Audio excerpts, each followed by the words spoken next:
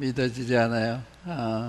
마음은 청년인데 몸이 전과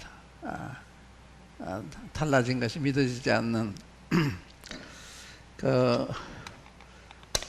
제가 오늘 좀 일찍 왔는데 어느 형제님이 성도에 오시는 게 기쁘시죠? 하고 나한테 질문했어요. 기쁘다고 대답을 하면서 제일 기쁘다고 내가 얘기를 했는데 사실입니다. 제가 여러분들 통해서 이 격려를 받는다 그럴까요? 참 마음의 기쁨을 많이 얻고 있어요. 그리고 여러분들을 많이 주님 안에 자랑하는데 제 진심이죠. 조금 전에 사회자가 디모데후서 3장의 말씀을 읽었는데 너희는 배고 확신한 일에 거하라. 그 앞에 보면 말세에 고통하는 때가 이르리니 사람이 자기를 사랑하고 너희가 이것을 알라. 말세에 고통하는 때가 이르리니 사람이 자기를 사랑하고 돈을 사랑하고 쾌락을 사랑하기를 하나님 사람보다 더하고 경건의 모양은 있지만 경건의 능력은 부인하는 자들이 이들에게도 돌아서라 하는 말씀이 있어요. 이게 무슨 뜻인가 하면 말세, 우리 시대인데 하나님의 교회 안에 세상이 들어와 있는 거예요. 그러니까 교회인지 세상인지 그렇게 교회가 세속화된, 그래서 그걸 알려는 거죠. 그리고 우리를 보호하기 위해서 교회가 세속화가 되면 경건의 모양은 있는데 경건의 능력은 부인하면 돌아서라는 거예요. 떠나라는 거예요. 그 다음에 한 말씀이 너는 배고 확신한 일에 거하라. 그러니까 이제 말세 때 중요한 뭐냐, 배고 확실한 거, 그 뭔지 알면 그 가운데 거하라는 거예요. 배고 확신한 일에 거하는, 자꾸 이렇게 세상이 변해가고 교회도 변해가고 사람들도 변해가기 때문에 우리도 그런 영향을 받기가 쉬웠기 때문에 배고 확실한 거, 그러니까 확실하게 알고 있는 거, 이게 중요해요. 확실하게 알고 있지 않으면 흔들려요. 근데 어떤 때 확실하게 알고 있을 수가 있을까? 여러분들 이렇게 배움을 받는데, 저를 통해서도 배움을 받고 다른 사람을 통해서도 이제 가르침을 받는데 그거 그대로 받아들이면 안 돼요. 집에 가서 다시 한번 상고해 보는 거예요. 마치 베라 사람이 대성가 사람들보다 더 신사적이어서 간절한 마음으로 말씀을 듣고, 이것이 그런가요? 날마다 성경을 상고함으로 너희 중에 믿는 자가 많이 생겼다. 그러니까 다시 검토해 보는 거예요. 그러면 내 것이 되는 거예요. 그냥 박형제가 얘기했으니까 하고 받아들이면 또 다른 사람이 딴 이야기를 하면 흔들리는 거예요. 그런데 내가 성경에서 재확인해서 이 사실을 받았을 때는 박형제 얘기 들은 게 아니라 하나님 말씀 받은 거기 때문에 흔들리질 않아요. 그래서 이제 여러분들 재확인하는 이런 작업이 필요한데, 제가 이제 나이가 들면서 제일 염려하는 것이 후대들이 말씀대로 변함없이 믿을 건가, 거기에 대한 걱정이 있어서 걱정이 있었는데, 특별히 이제 그때 적그리스도 666이라는 책이 있어요.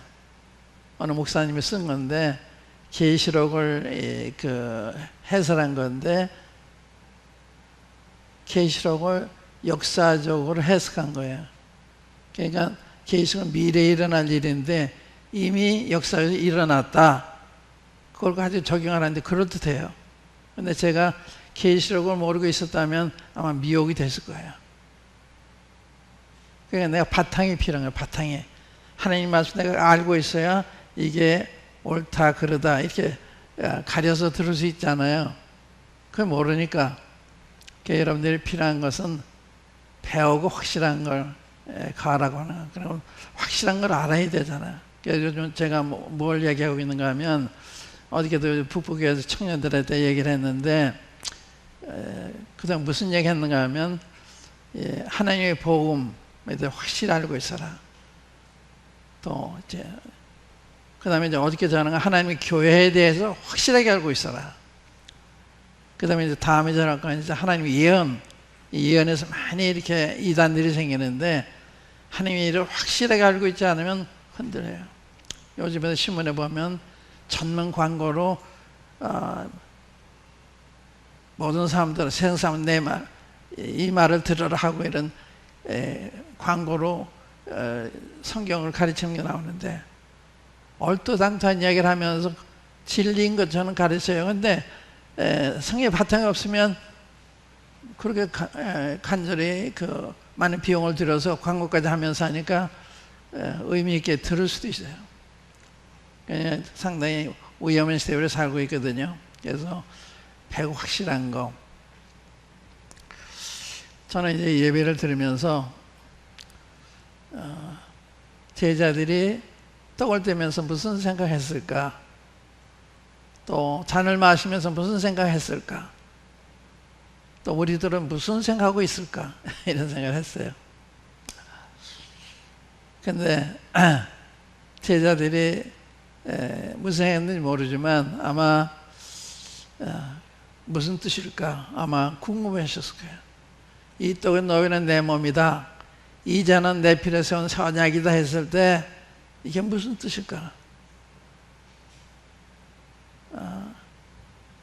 궁금해했을 거예요. 그리고 몇 시간 후에 주님을 부인합니다. 주님 버리고 도망가요. 만찬하고서 주님 버리고 도망가요. 그러니까 만찬의 뜻을 잘 이해 못한 거죠. 알았다면 어떻게 주님 버리고 도망가겠어요? 우리도 마찬가지예요. 이 만찬의 의미를 정말 알았다면 왜 우리가 내일 그렇게 살까? 달라지는 거예요. 만찬에 참여할 때마다 달라져야 되는 거예요. 그런데 항상 갔다고 하는 건 문제가 있는 거죠. 그 만찬의 뜻을 모르고 그냥 형식적으로 의식적으로 참여했다. 이런 게 되는 거죠. 그 제자들이 그랬던 거나 오늘 우리들이 그러고 있는 거는 별로 차이가 없어요. 저도 마찬가지고. 그런데 그 의미를 생각할 필요가 있어요. 의미를. 주님이 몸을 주시겠다는 거예요. 우리 왜 주님 몸을 십자가에서. 그런 뜻 아니에요? 이건 너희라는 내 몸이다. 십자가에서 너희를 해서 내 몸을 제물을 바치겠다. 그런 말씀이잖아요. 너희를 위해 내 피를 흘리겠다. 그런 뜻이잖아요. 그것을 미리 이 상징을 통해서 말씀하셨게 떡을 떼고 잔을 마신 걸 통해서 말씀하셨는데 그때 주님은 제물로 주셨는데 우리는 희생 제물이 아니고 이제는 기쁨의 제사, 기쁨의 제물. 우리는 기쁨의 잔이에요. 이 잔도 주님한테는 진노의 잔이었는데 우리한테는 기쁨의 잔이잖아요.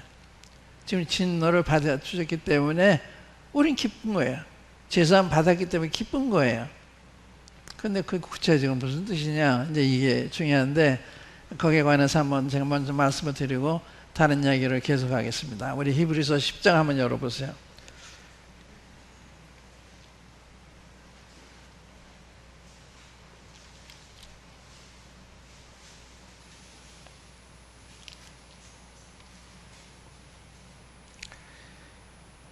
히브리서 10장 10절 말씀. 이 뜻을 쫓아 예수 그리스도의 몸을 단번에 들이심으로 말미암아 우리가 거룩함을 얻었노라. 주님 몸에 들이신 결과가 이거예요. 그 뜻을 쫓아 예수 그리스도의 몸을 단번에 들이심으로 말미암아 우리가 거룩함을 얻었다. 얻으라는 게 아니잖아요. 그래 우리 성도라 그러는 거예요. 거룩함을 얻었기 때문에 성도는 죄인의 말에 반대말이거든요.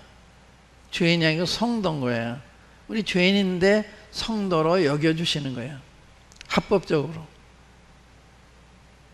거룩함을 얻었다고 그랬잖아요. 이제 이걸 아는 게 중요하죠. 그러니까 만찬 참여할 때마다 황송하고 이게 안 믿어도 사실이니까 감사할 수밖에 없는 거죠. 이게 사실이에요. 내가 못 믿어도 사실입니다.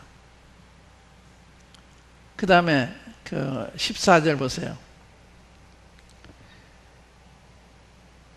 이 뜻을 쫓아 14절에 저가 한 제물로 거룩하게 된 자들을 영원히 온전케 하셨느니라.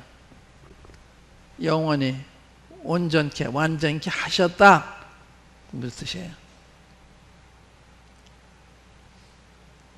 과거에는 짐승의 제물을 드리면 그 주인 죄에 대해서만 용서를 받아요. 또 한 마리 또 죄를 지면 또 제사를 드려야 돼요. 그래 자충기 자주 같은 제사를 드려야 됐는데 우리 주님은 단번에 영원한 제사를 드리신 거예요. 주님의 제물이 영원한 가치가 있기 때문에 한 번으로 족한 거예요. 그래서 이 뜻을 쫓아 여기 한 제물로 거룩하게 된 자들을 영원히 온전케 하셨다. 그러니까 여러분 나는 완전한 자라, 영원히 완전한 자라. 이게 그 만찬을 통해서 우리에게 가르쳐 주시는 거예요. 실제 난 그렇지 못한데 그러한 자로 만들어 주신 거예요. 합법적으로. 그 다음 보세요. 그 다음에 이제 15절에 보면 또 성령이 우리에게 성령이 이제 증거하시는 거예요. 증거하시되 주께서 가라사대 그날 후로는 저희와 세울 언약이 이것이라 하시고 내 법을 저희 마음에 두고 저희 생각에 기록하리라 하신 후에 이게 새 언약의 하나 일부입니다. 그걸 성령이 증거하시는 거예요. 17절 또 저희 죄와 저희 불법을 내가 다시 기억지 아니하리라 하셨으니 이것을 사하셨은즉 다시 죄로하여 제사할 것이 없느니라. 이 두 가지.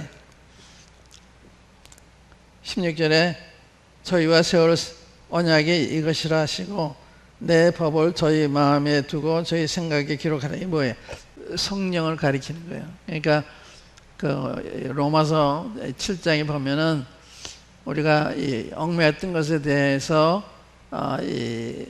벗어났으므로 이제는 의민의 묵은 것을 섬기는 게 아니라 영의 새로운 것을 섬긴다. 그래서 이제 우리가 섬길 때는 계명을 보고 섬기는 게 아니라 성령님이 내 안에 계셔서 성령님의 사랑이잖아요. 그러니까 사랑을 따라 사는 거예요. 그래서 보면 십계명도 다 우리 삶에서 이루어지는 거죠. 사랑은 율법의 완성이니까. 사랑 안에 다 들어있는 거예요. 사랑하면 탐심을 따르지 않죠. 사랑하면 부모 공경하는 말씀을 거의 갈 수가 없죠. 그러니까 이 사랑이 우리 속에 역사하는 거, 이게 신약 생활의 원리입니다. 사랑을 따라서 사는 거, 그게 성령을 따라 사는 게 그런 걸 의미하는 거거든요. 그게 하나고요. 또 하나는 저희 죄와 저희 불법 내가 다시는 기억지 않겠다고. 결코 기억지 않, 절대로 기억지 않는다. 그런 말씀이거든요. 결코 그러면 절대로 기억하지 않는다. 그런데 우리가 기억하잖아요. 잘못하는 거예요. 우리 죄를 과거를 생각하면서 우리가 참 이런 나를 사랑해 주시고 이렇게 구속해 주셔서 생각하기 위해서 한 거는 괜찮지만 그것 때문에 괴로워하는 그건 아니다 이 말이에요. 제가 군대에 있을 때 어느 장로님이 군대 가면 불의가 많으니까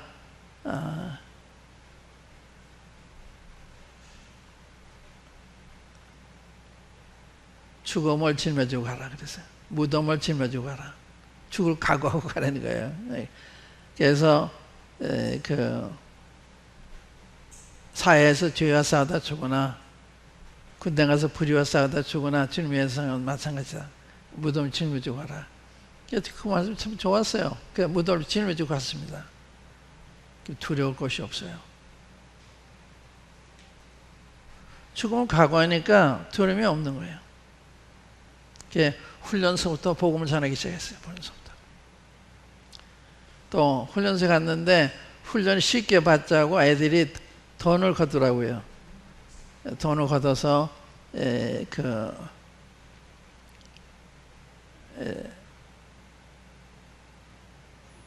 중대본부에 갖다 주면 훈련을 쉽게 시킨다. 돈을 받기 시작했어. 저 앞에 돈 내라서 거절했습니다. 나 쭉 가거랬으니까. 그때 그거를 향도에 뜨던 친구가 나중에 이제 헤어지면서 얘기하더라고요. 박형님이 그걸 거절하, 자기가 그러면 돈을 걷던 사람이니까. 그때 자기가 굉장히 감동을 받았다. 자기는 다른 교회에 나가는데 그런 생각이 없었는데 제가 이제 그런 했으니까. 그 다음에 이제 소원수를 쓰는 게 있어요. 이제 부대를 배치가 돼서 소원수를 쓰는 날이 있는데, 소원수리 그거는 이제 비밀을 쓰는 거잖아요. 이 대대를 다 연병장에 모아놓고서 소원수를 쓰는, 이게 자기 이름 쓰는 거예요. 부대의 비리라든지 건의사항 같은 거. 그거 쓰면 그 중대는 기합받아요. 보통 안 써요. 나는 썼습니다. 거기다 이름을 쓰고, 비밀을 쓴 게 아니라 이름 쓰고서 썼어요. 집합하는데 다 일어났나 저만 있었어요. 내가 손댄 사람이 없었어요. 또 제가 이제 기성부대에 배치가 돼가지고 저녁에 모였는데 중대가 모여서 신병들은 제 관등성명을 이야기하고 노래 한마디 부르래요. 다 관등성명 대고 노래 부르는데 제 차례가 왔습니다. 제가 그랬어요. 전 노래는 잘할지 모르고요. 여러분들이 꼭 들어야 될 말씀이 있습니다. 원하시면 말씀드리겠습니다. 그러니까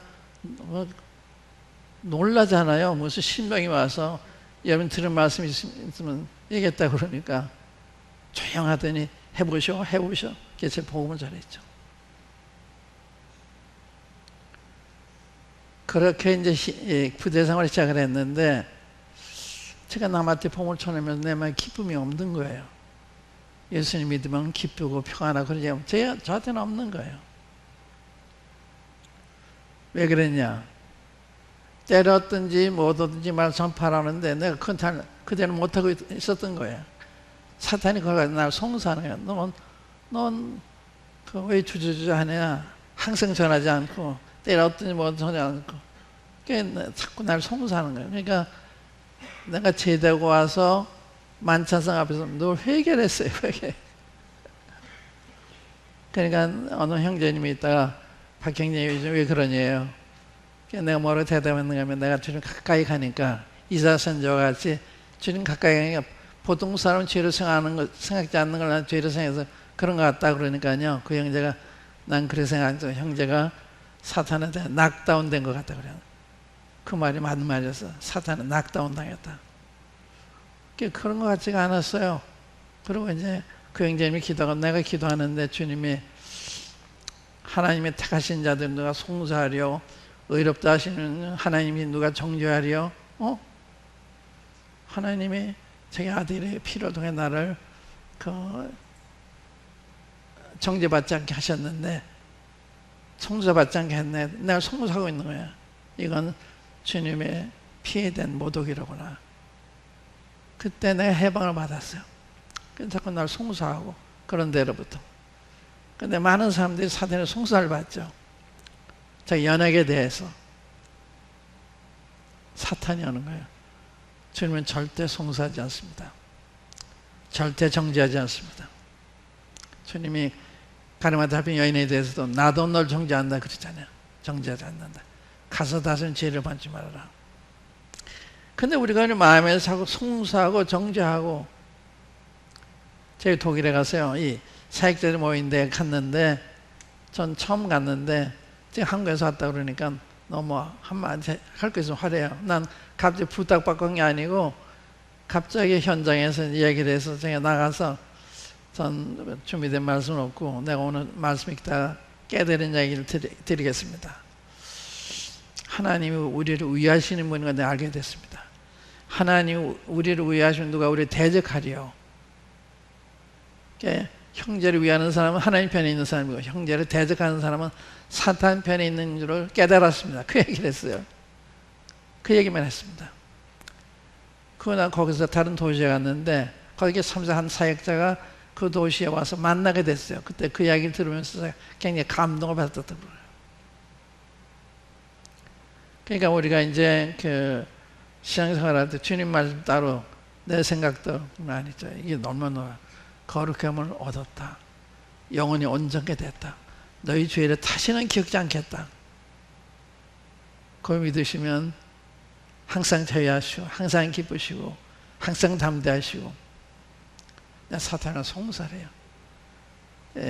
계시록 12장에 거기 보면 밤낮 형제들을 참소하는 자가 쫓겨났다. 사탄은 밤낮 형제 참소하는, 자기 속에서 참소하고 다른 형제들을 통해 참소하고, 그게 사탄의 역사예요. 그러니까 여러분 남을 비방한다든지 그런 건 사탄의 일을 하는 거예요. 내가 나 자신을 비방하고 나 자신 남을 해도 사탄의 일을 하는 거예요. 주님은 자기 희생하심으로 나를 영혼을 온전케 하셨는데, 그 죄를 다시는 기억지 않겠다고 하셨는데 그렇지 않잖아요.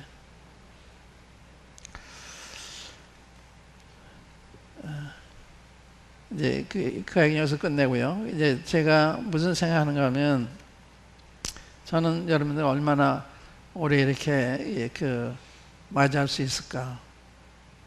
난 어느 모임에 가도 이게 마지막일지 모른다. 마지막 가능성이 많죠. 제가 나이가 있으니까. 그래서 여러분들에 대해서도 내가 얘기했지만 다음 수요일에 못 올 수도 있어요. 주님이 날 데려가서 못 오잖아요. 그러니까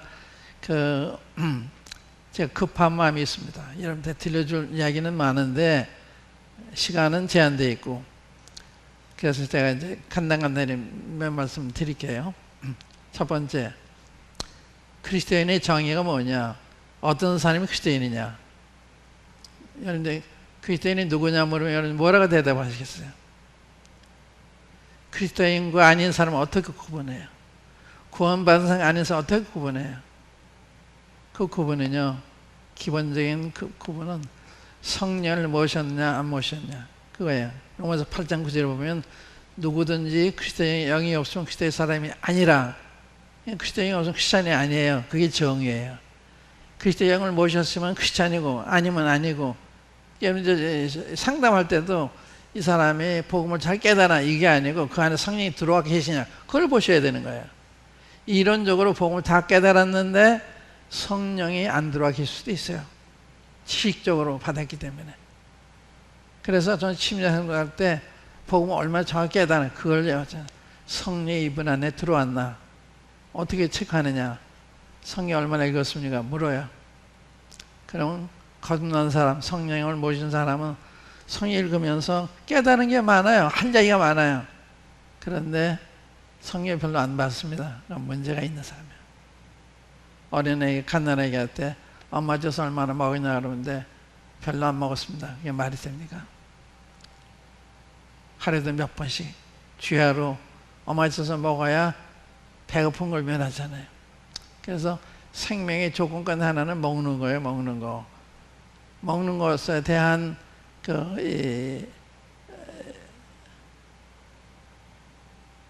갈급함, 이게 생명이 있다는 증거예요. 죽은 아이는 엄마한테 대한 갈급한 마음이 없죠.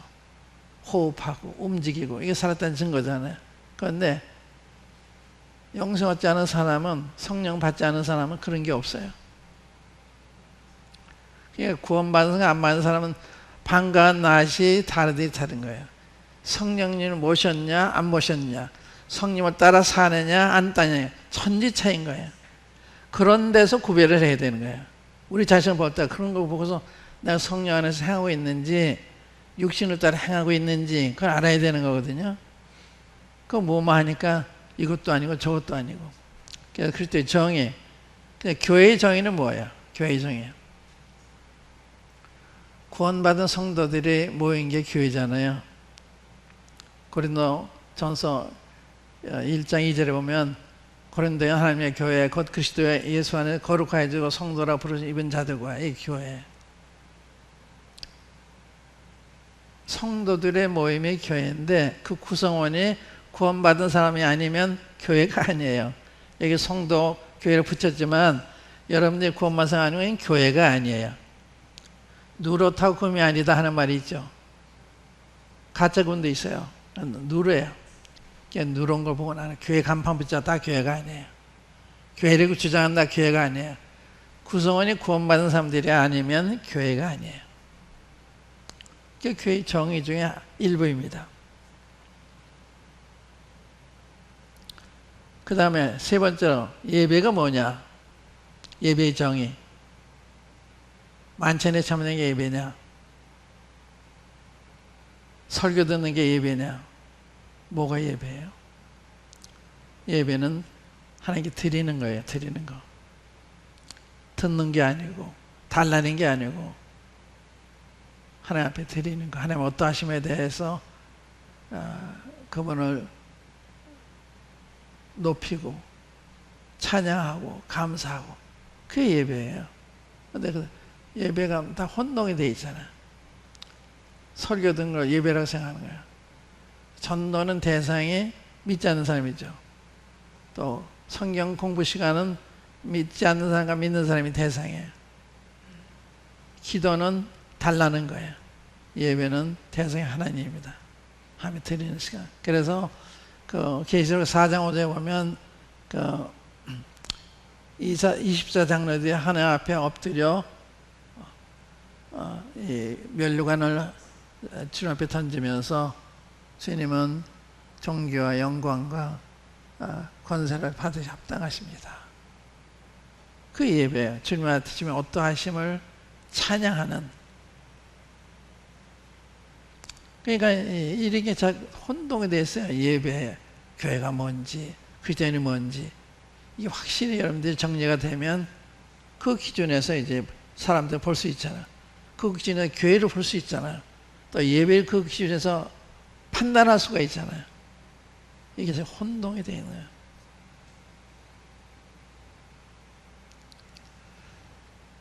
그리고 이제 그 제가 하나님의 복음에 대해서 이 부부 청년들에게 얘기했다 그랬죠. 하나님의 복음, 하나님의 복음이 뭐예요?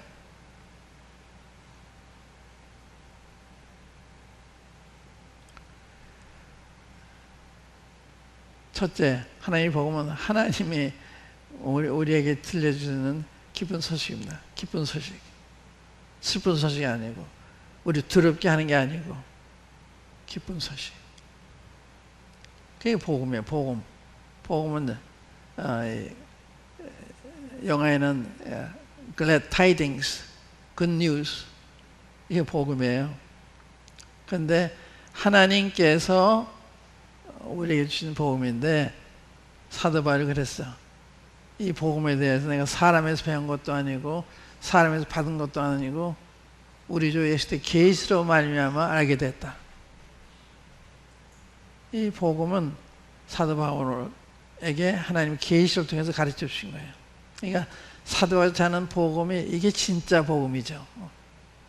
사도 바울의 사생이 따로 있고 베드로의 사생이 따로 있는 게 아니라 하나님이 사도 바울을 통해서 복음이 뭐라고 가르치셨어요. 복음. 고린도전서 15장에 보면 너희가 내가 전했는 복음을 듣고 그 안에 서 있었으면 구원을 받았다. 그리스도께서 우리 죄를 위해서 죽으시고 장사지나마 되었다가 성경대로 사흘 만에 다시 살아나사. 그리스도가 복음입니다. 주님이 죽으시고 부활하신 거. 죽으시면 하면 안 되잖아요. 부활하셨어야지. 죽으시면 안 돼서 소망이 없죠. 주님 다시 부활하셨어요. 그러니까 복음은 부활에 반드시 내용이 들어가는 거죠. 왜 죽으셨느냐? 우리 죄 때문에. 왜 부활하셨냐? 오히려 의롭다 하시기 위해서. 주님 우리 죄를 완전히 속하셨다는 증거로 주님이 부활하신 거예요. 죄성은 사망이기 때문에 우리 죄를 속하지 못하셨다면 부활을 못하시는 거예요. 다시 말하면 그리스도가 복음입니다. 여러분 전할 때 뭘 전하냐? 그리스도를 전해야 되는 그리스도. 예수 그리스도를 전해야 되는 어떤 사람들은 주님이 행하신 일만 전해요. 예수님이 당신의 과거, 현재, 미래 다 죄를 가져갔으니까 믿기만 하면 된다. 그것도 사실이죠. 그러나 그걸 믿어도 도대체 예수 믿는지 모르면 예수님에 대해서는 믿어지지 않는 거죠. 그러니까 예수님을 믿으면 그걸 몰라도 괜찮아요. 예수님을 몰라도. 구원받는 지장이 없어요. 예수님 믿으면 구원받는 거예요. 그래서 주 예수를 믿어라. 그럼 너 안에 구원받는다. 그렇잖아요. 예수 믿어 구원받고 영생 얻는 거거든요. 행하신 것을 깨달음으로 되는 거 아니야. 그건 후에 깨달을 수도 있어요. 그래서 그리스도를 전해야 돼요. 근데 요즘은 그리스도 안 전하고 쉽게 얘기를 해요. 많이 설득하고 싶어서. 당신을 다 가져가셨습니다. 한번 그 경로 캠프에 가서 어느 형제님이 그걸 전했어, 그렇게. 그 다음에 이제 마지막 날 그 간증하는 시간이 있는데, 간증 내용이요, 천편일률적이었어요. 그거는 그런 게 아니에요. 사마리아 여인의 간증이 다르고, 또 니고데모의 간증이 다르잖아요. 니고데모 어떻게 공부받아? 거듭난다는 말씀에서. 사마리아 여인은 성령님을 통해서. 그러니까 사람의 사정이 다르기 때문에 그것만 정황은 달라요. 그러니까 주님을 통해서 받는 거죠. 간증이 똑같으면 안 되는, 달라야 되는 거예요. 우리 사정이 다르니까. 처방도 의사가 내릴 때 그 사람의 병에 따라 처방을 내리잖아요. 천편일률적으로 그냥 똑같은 걸 약을 줘서 되는 게 아니잖아요. 그래서 전도할 때도 마찬가지예요. 그러니까 주님을 알게 되는 어떻게 전해야 되느냐, 그것 좀 말씀드릴게요. 우리는 안내자입니다. 안내자. 전도는 길을 가르쳐 주는 사람이에요. 우리가 구원받게 할 수가 없습니다. 구원받는 건 죽은 사람을 살리는 거거든요. 소경을 눈뜨게 하는 거거든요. 우리 못해요.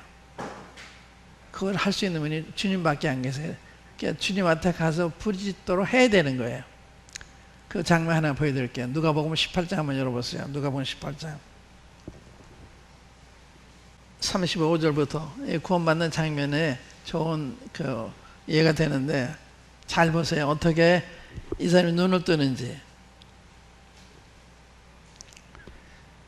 여리고에 가까이 오실 때 한 소경이 길가에 앉아 구걸하다가 무리의 진함을 두고 이 무슨 일이냐고 물은데, 저희가 나사렛 예수께서 지나가신다 하니 소경이 외쳐 가로되 다윗 자손 예수여 나를 불쌍히 여기소서 하거늘 앞서가는 자들이 저를 꾸짖어 잠잠하라 하되 저가 더욱 심히 소리질러 다윗의 자손이여 나를 불쌍히 여기소서 하는지라.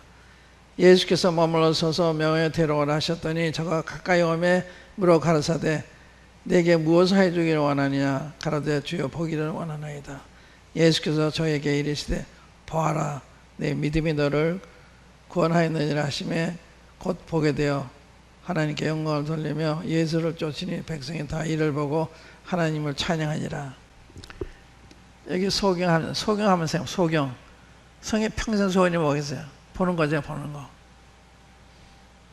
그런데 소경이기 때문에 예수님이 소경의 눈에 떠진다는 소문을 들었는데도 찾아갈 길이 없는 거예요. 이게 거지가 됐어요.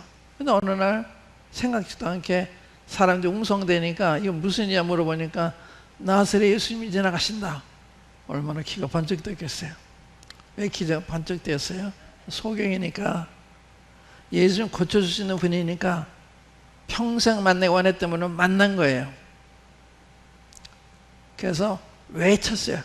다윗 자손 예수님을 불쌍히 여겨주세요. 그랬어요. 이게 필요한 겁니다. 이게. 2번 그랬는데 내 믿음이 널 구원했단 말은 그걸 가리켜요. 믿는다는 말 한 번도 안 했어요. 그런데 내 믿음이 널 구원했다는 게 뭐예요? 날 불쌍하게 하는 그 이야기죠. 나를 불쌍하게 달라고 그러니까 앞서가는 자들이 참 불쌍히 여기서 예수 앞에 데려다 주면 좋을 텐데 시끄럽다고 잠잠하라 그런 거예요. 그러니까 어떻게 더욱 소리 질렀다. 왜? 이거 놓치면 안 되니까 사람들이 뭐라든 그건 난 친구 난 예수 만나야만 돼요. 그 2번 자서에 주님이 가던 길을 멈추셨습니다. 하나님을 걸음을 멈추게 한 거예요. 그 부르짖음이.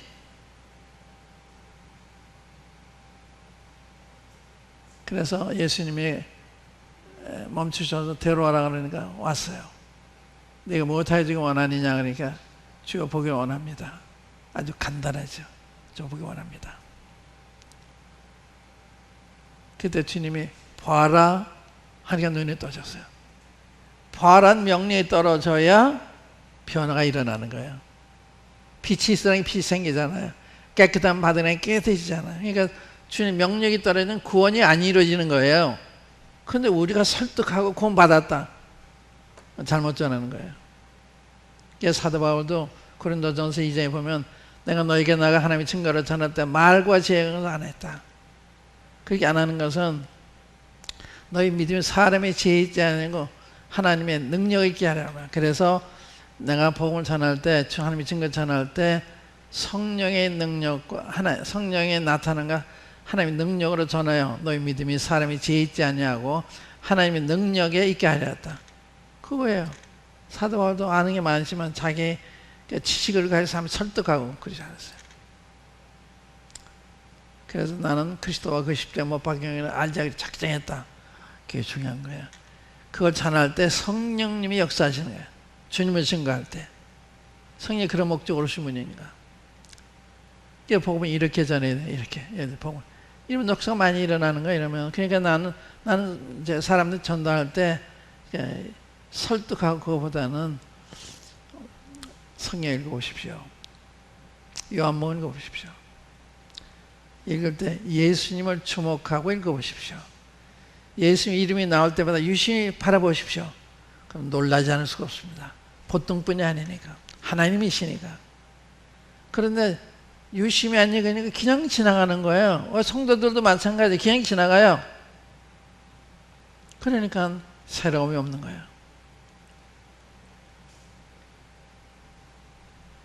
예수님은 눈이 밝아져야 보잖아요. 여러 번 말씀드렸는데 누가복음 24장에 보면 예수님과 대화하고 동의하면서도 예수신 줄 알지 못하거늘 그 눈이 가리워져서 눈이 가려졌으면 주님은 안 보이는 거예요. 영적으로. 성령 내 눈을 떠주실 때 눈이 밝아져 그인 줄 알아보더니 그렇잖아요.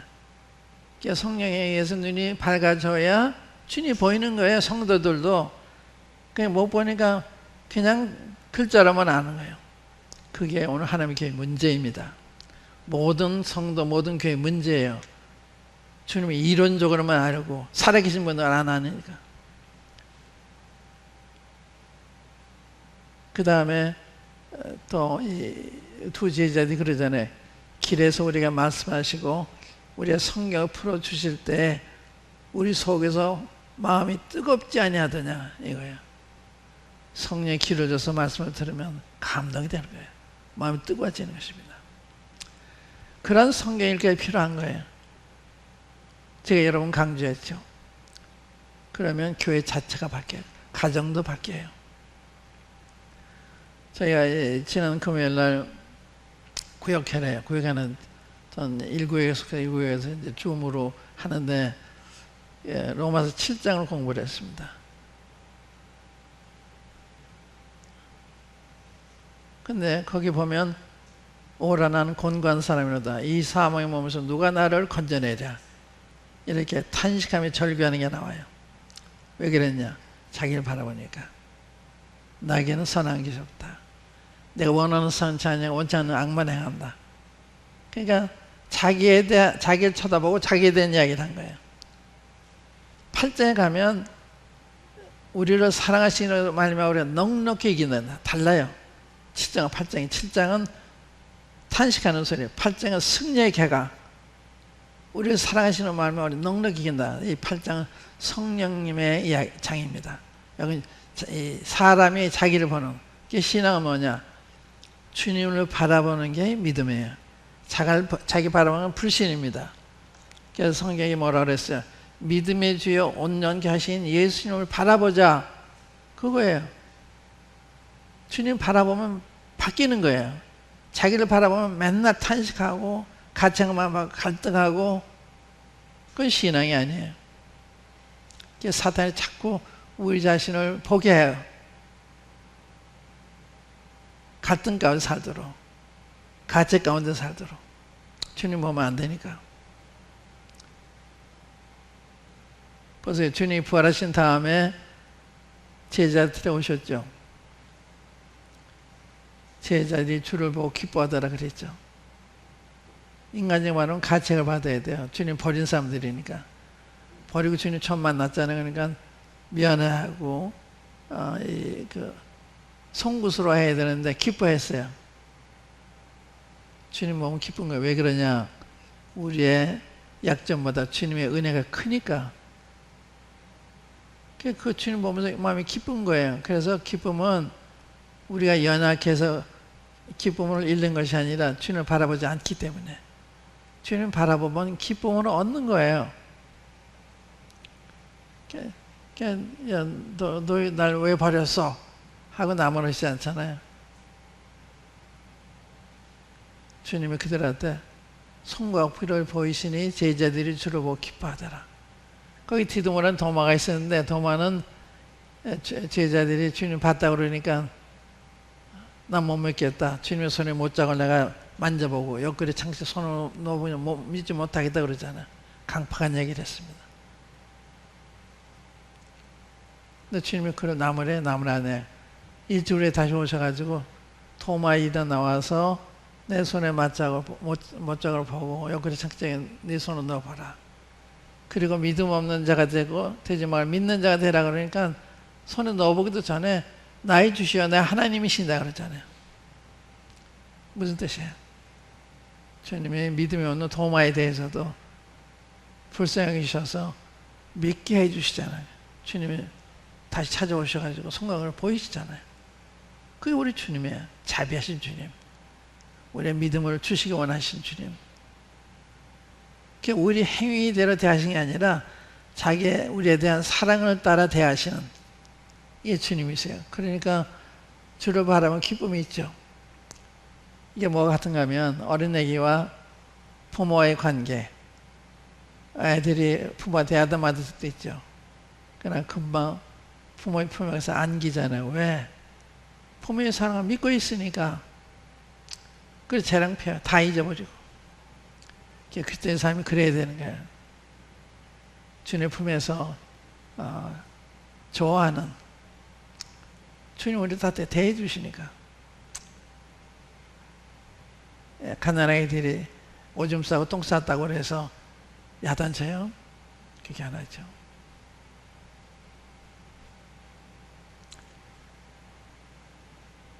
우리 그리스도인이 기쁨을 잃은 거, 평화를 잃은 거, 담대함을 잃은 거, 이게 문제잖아요. 주님 안 바라보니까. 주님 바라보면 그게 우리한테 오는 거예요. 어떻게 바라보냐? 성경 읽어야죠. 성경에 주님을 보잖아요. 성경 읽고서 주님 바라볼 수는 없어. 상상을 바라보는 게 아니야. 읽으면은 주님이 어떤 분인가 보게 되니까 담담이 생기고 기쁨이 생기고 감사함이 생기고. 주님을 생각해야 돼. 나 생각하면 안 돼요. 어떤 생각을 했어? 연탄을 아무리 물고 씻어봐라. 검은 물만 나오지. 연탄 아무리 물어 씻어보세요. 검은 물만 나와요. 우리 마음이 그렇습니다. 마음보다 심히 거짓되고 부패한 사람의 마음이라. 누가 그걸 알려만은 그러잖아. 우리 마음이 심히 부패하고 거짓된 거예요. 여기를 보면 안 돼요. 주님 바라봐야지. 이런 나를 사랑하신 주님, 이런 나를 위해서 피를 흘리신 주님, 이런 나를 위해서 부활하신 주님, 하나님의 보좌 옆에는 나를 기도하시는 주님. 요한 17장 보시면 주님이 그 제자들을 위해서 기도하시잖아요. 아버지 앞에 얘기하는데 한마디도 제자들의 약점을 얘기 안 했어요. 바로 몇 시간 후에 주님 버리고 도망가서 아시면서도 그런 얘기 안 했어요. 저들이 알았습니다. 믿었습니다. 저들을 통해 내 영광을 받았습니다. 그러시잖아요. 주님이 하나님 보좌 앞에 우리 위해서 그렇게 기도하시는 거예요. 그러니까 주님은 여기 땅에 계실 때나 십자가에 계실 때나 부활하신 후에나 승천의 지금이나 똑같으세요. 우리 주님은 어제나 오늘 영원토록 동일하시다 그랬잖아요. 동일하세요. 그 주님 잃어버리면 안 돼요. 그 주님 바라봐야 되는 거예요. 그 주님을 바라보도록 해줘야 되는 것이고. 그래서 우리 전도할 때 그리스도를 전파하는 거다. 그리스도를 알게 되는, 그걸 우리는 안내자예요. 성경을 안내해서 주님을 믿을 수 있도록 도와주는. 그 소경인 걸 아니까 그렇게 간절히 주님을 찾았잖아요. 주님 만났을 때 외치잖아요. 주님 물었을 때 보기 원합니다 그러잖아요. 그렇게 돼야 구원받을 수가 있는 거예요. 그러니까 그 과정을 잘 밟아주는 게 필요한 거죠. 근데 성경에서 주님 발견하면 그거 다 발견이 되는 거예요. 내가 이런 죄인인데 다 발견이 되는 거예요. 그래서 주님한테 안내하는 게 우리 역할이다. 그리고 누가 18장 이런 말씀을 통해 가지고 이렇게 주님 만날 수가 있다. 당신이 죄인인 거라면 주님 앞에 가서 죄를 자백하면 나 용서해달라 그러면 용서해 주신다. 그리고 그 증거로 성령을 주시는 거예요. 그리고 아는 거예요. 주님이 나를 받아주신 거예요. 이게 이제 복음은 그렇게 전해야 된다. 복음은 그리스도다. 그리스도를 전파해야 된다. 그 얘기하는 거예요. 그 다음에 그 하나님의 교회. 하나님의 교회는 뭐냐? 사람의 교회가 아닙니다. 성도에 있는 하나님의 교회예요. 성도에 있는 성도교회가 아니라 인전 성도에 있는 하나님의 교회. 이 교회라고만 하는 거하고 하나님의 교회라고 하는 건 천지 차이예요. 요한복음에 보면 유대인의 명절인 유월절이 가까웠다. 그게 구약에는 여호와의 절기예요. 여호와의 절기인데 사도 요한이 요한복음을 기록하면서 유대인의 명절이라고 그랬어요. 왜냐면 하나님이 절기를 지키고 있는 게 아니에요. 자기도 관습대로 하고 있으니까 유대인 명절이라고 한 거예요. 그들은 상당히 모독적입니다. 그러니까 하나님의 교회도 이게 하나님의 교회인데 사람의 교회처럼 생각하니까 하나님의 교회의 품위를 몰라요. 하나님의 교회의 존엄성을 몰라요. 그러니까 하나님 교회를 어떻게 생각하셨어요? 하나님 교회를 사랑해서 피 흘려서 사셨잖아요. 그러니까 자기 자신을 희생할 만큼 사랑하는 게 하나님의 교회에 대한 생각입니다. 그러니까 하나님의 교회는 너무나 소중한 거예요. 하나님 피로 사신 저 교회를 치게 하셨다고 그러잖아요. 그게 소중한 게 교회입니다. 하나님은 너무 소중한 거예요. 그럼 사도 바울은 어떻게 보시죠? 그 다음에 이제 그 얘기 전에 사도 바울이 주님이 그러시잖아요. 사울아 사울아 내가 왜 나를 핍박하냐 그러잖아요. 왜 내 제자들이 핍박하냐 그러잖아요. 나를 핍박하느냐. 그래서 사도 바울이 교회를 거기서 깨달았어요. 아, 제자들이 주님이로구나. 여러분이 주님인 거예요. 주님 몸이 지체니까 몸과 머리가 떨어져 있는 게 아니잖아요. 그래서 주님은 여러분을 자신처럼 생각하는 거죠. 왜 나를 핍박하느냐. 또 마태 25장에 보면 주님 내가 줄일 때 너희가 먹을 걸 갖다 줬고 목마르다 마이크 갖다 주고 헐벗었다 옷을 갖다 주고 그런 얘기 언제 그랬습니까? 그러니까 내 형제 중에 지극히 작은 자는 곧 내게 한 거다. 주님 그렇게 보시는 거예요. 그러니까 그러한 영안이 떠이면 성도가 보통으로 안 보이는 거죠. 주님의 지체고 주님의 자녀고 성도가 귀하게 보이고 중요하게 보이고 근데 그 영안이 가려져 가지고 그게 안 보여요. 교회도 그렇게 안 보이고 성도도 그렇게 안 보이고 교회가 하나님의 교회를 보면 교회한테 잘하는 게 하나님한테 잘하는 거잖아요. 교회한테 잘못하는 게 하나님한테 잘못하는 게 교회에 헌신하는 게 주님에게 헌신하는 것이고 우리 성도를 돌아보는 게 주님을 돌아보는 것이고 그러한 기준에서 신앙생활을 하는 거예요. 형제를 위해서 목숨을 걸는 게 마땅하다. 형제를 위해서 불의를 당하는 게 낫지 않느냐. 차라리 속는 게 낫지 않느냐. 콩콩이 따지고 그런 것보다는 차라리 속아주는 차라리 자기가 손해를 보는 그게 성도의 교제예요. 콩콩이 따지고 그런 게 아니에요. 모르는 대로 이해해주고 받아주고 불쌍하게 해주고 언니가 깨닫겠지. 판단하지 말고 비방하지 말고 하나님의 교회는 하나님한테 너무 소중한 거다. 여러분이 너무 소중한 거예요. 자기 피를 흘려서 사신 여러분이 있기 때문에 너무 소중한 거예요. 또 사도 바울은 어땠냐? 사도 바울의 교회를 얼마나 사셨냐? 내가 그의 주의 몸된 교회로서 그의 몸된 교회에서 고난은 내 육체에 채운다는 말씀이죠. 고로새서에. 그에 없는 교회에서 그때 남은 고난을 그에 없는 교회로 내 육체에 채운다. 그러니까 교회를 양육하는 데 소요되는 그 고난, 그걸 자기 육체에 채우게 되는 거예요. 구속의 고난은 주님이 십자가에 다 받으셨지만 이 교회를 양육하는 데 고난이 있잖아요. 그거는 자기 육체에 채우겠다. 이렇게 살아간 거예요. 또 이건 찾아보세요. 고린도후서 12장 한번 열어보세요. 고린도후서 12장 15절. 내가 너희를 위하여 크게 기뻐함으로 재물을 허비하고 또 내 자신까지 허비하리니 너희를 더욱 사랑할수록 나는 더 사랑을 받겠느냐. 지금 이렇게 하는데도 고린도 성도들이 거짓 교사들의 이 미혹을 받아가지고 사도 바울을 사도가 아니라고 막 그런 때예요. 그래서 사도 바울이 변명하는 이야기죠.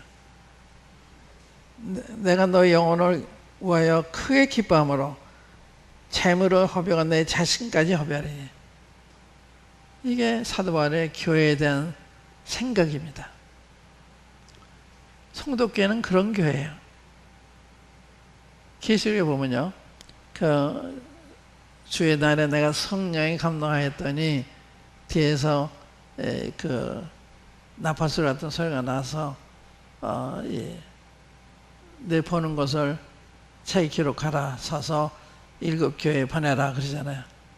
에베소, 서머나, 버가모, 두아디라, 사데, 빌라델비아, 라오디게에 7개 보내냐. 이게 무슨 뜻이에요? 7은 완전 숫자입니다. 대표적으로 7 교회를 썼는데 그 가운데 성도교회도 들어있는 거예요. 이것을 써서 인정 성도교회 보내라. 거기에 포함된 거예요. 그렇게 읽어야 되는 거예요. 그렇게 지역교회를 주님이 기억하시는 거예요. 그 다음에 그렇게 보니까 그 7교회 사이에 인자 같은 이가 걸어 다니잖아요. 주님은 우리 가운데 거하시는.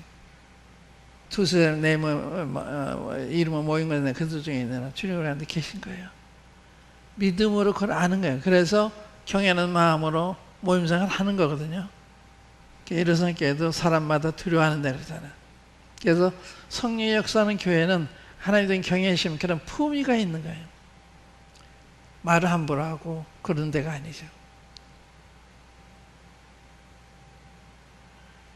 그 다음에 주님이 7 큰 촛대를 보이셨죠. 금은 뭐예요? 하나님이란 말, 하나님. 그러니까 이 교회가 이 금촛대처럼 매우 귀중한 신적인 촛대란 말은 생명의 빛을 비추는 사명이죠. 그래서 우리가 이제 이 교회에 대한 걸 이렇게 쭉 상가다 보면 계시록에 가서 이제 그런 교회를 보는 거거든요. 우리의 눈에 가려져 있는데 주님이 사도 요한이 주의 날에 성령에 감동했을 때 본 거예요. 그래서 성령에 감동해야 그렇게 보이는 거예요. 아, 주님이 우리 교회들이 기억하시는구나. 우리 교회에게 이 편지를 보내셨구나. 계시록을 보내셨구나. 또 우리를 하나님의 교회로, 귀한 교회로 보시는구나. 우리가 생명의 빛을 비추기를 원하고 계시는구나. 이런 걸 깨닫는 거예요. 그 다음에 4장에 가면 이 교회가요, 휴거가 됐어요. 휴가 돼서 24 장로의 모습으로 한나라 법정에 나타나 있어요. 이 무슨 교회가 휴거돼서 나중에 세상을 심판하고 천사를 심판하는 그러한 일을 하기 위해서 지금 그 계시록 4장에 한나라 법정에 하나님과 더불어 우리가 거기에 나타나 있어요. 그래서 우리는 벌써 휴거가 돼서 하나님 법정에 가 있는, 우리가 장차 세상을 심판하고 천사들을 심판할 이런 권세 가진 믿으지 않으시죠? 세상의 판검사들은 하나도 부러울 것이 없죠.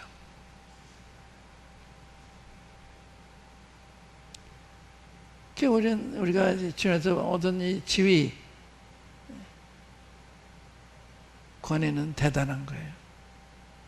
하나님이 우리의 보호자가 되시잖아요. 주님 우리 머리가 되시잖아요. 피난처가 되시잖아요. 여기다 확실한 믿음, 이러면 담대게 되는 거예요. 그 다음에 휴거된 다음에 주님이 19장에 보면 19장에 어린이 혼인잔치에 그 우리가 그 아름다운 어린 양의 아내로서 이렇게 결혼식에 하는 게 나타나는데, 어린이 혼인잔치에 우리는 신부로서 참여하잖아요. 그게 우리한테 결혼식이 기다리고 있는 거예요. 우리 주님, 우리 신랑이시고 우리는 그 신부가 돼. 그래서 주님이 만왕의 왕이시니까 우리는 그 영부인이 되는 거예요. 영부인이. 우리 주님 때문에. 그래서 그것이 그리스도와 함께한 후사라고 하는 뜻이에요. 로마서 8장에 너희가 후사면 곧 하나님 후사여 그리스도와 함께한 후사니, 그러니까 그리스도와 함께 후사라면 그리스도와 함께 상속받을 자다 이 말이에요. 하나님의 영광, 하나님의 권세 상속받는, 그런 우리를 생각할 때 얼마나 우리가 존귀한 자가 된 거예요. 그 다음에 19장 후반에 보면 주님 백마를 타고 올 때 우리가 주님과 함께 재림이에요. 재림. 지성의 재림을 하거든요. 그런 것이 계시록에 우리의 장래에 대해서 기록된 거예요. 교회가 앞으로 어떻게 될 거냐. 그건 너무 놀라운 거죠. 그러니까 여러분들이 세상에서 없어도 괜찮아요. 장차 내 신분이 이렇게 영광스러운 거니까.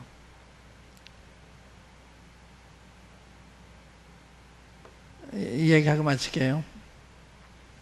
주님이 7교회를 보셨을 때 2교회를 제가는 다 책망을 받아요. 2교회는 서머나 교회하고 빌라델비아 교회인데, 서머나 교회에 대해서 주님은 내가 내 환난과 궁핍을 아느니 실상 내가 부여한 자다. 서머나 교회는 핍박을 당해서 아주 이 가난 중에 아마 굶주리고 있었을 거예요. 근데 주님 오셔서 내가 내 환난 궁핍을 안다. 실상은 내가 부자다. 주님한테 이런 평을 받는 게 필요하잖아요. 그러니까 우리가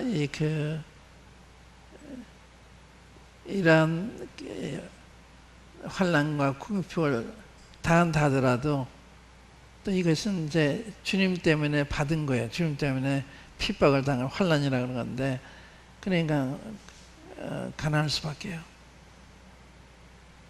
근데 주님 오셔서 실상 내가 부유한 자다.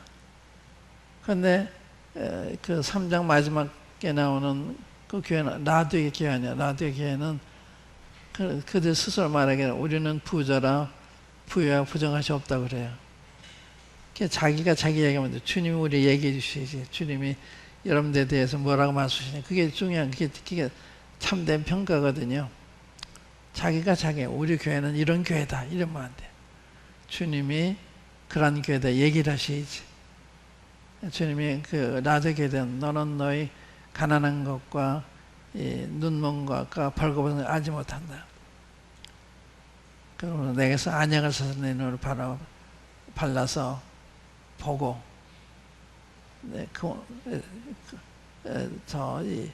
새 옷을 사서 너를 벌거벗은 것을 입혀서 부끄러움을 면케하고, 그런 말씀 나오잖아요. 이 성령, 이 안약은 성령님이에요. 그러니까 성령이 우리의 역사하셔야 제대로 보이는 거예요. 그래서 하나님의 교회에 대한 여러분 얼마나 주님 우리 기억해 보시나, 또 우리가 어떤 것을 예배하고 계시나, 이런 거 이제 생각할 필요가 있죠. 그래서 하나님 예언에 대한 시간이 없기 때문에 이제 여기까지만 하고, 나중에 기회가 있으면 그 예언을 어떻게 봐야 될 거냐, 이제 그에 대해 말씀을 드리고 싶은데 지금은 시간이 없으니까 그러게 말씀을 드리겠습니다. 그러니까 그 하나님의 복음, 하나님의 교회, 이걸 잘 생각해 보시면서 성경에서 하나님의 복음을 뭐라고 말씀하셨나. 다른 복음도 있고 다른 예수도 있고 다른 영도 있잖아요.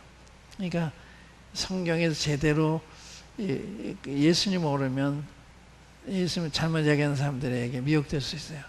복음과 성령도 마찬가지예요. 그러니까 성경이 말하는 성령이 어떤 분이신가, 성경이 말하는 복음은 어떤 것인가, 이걸 확실히 아는 게 필요한 거예요. 기도하십시다.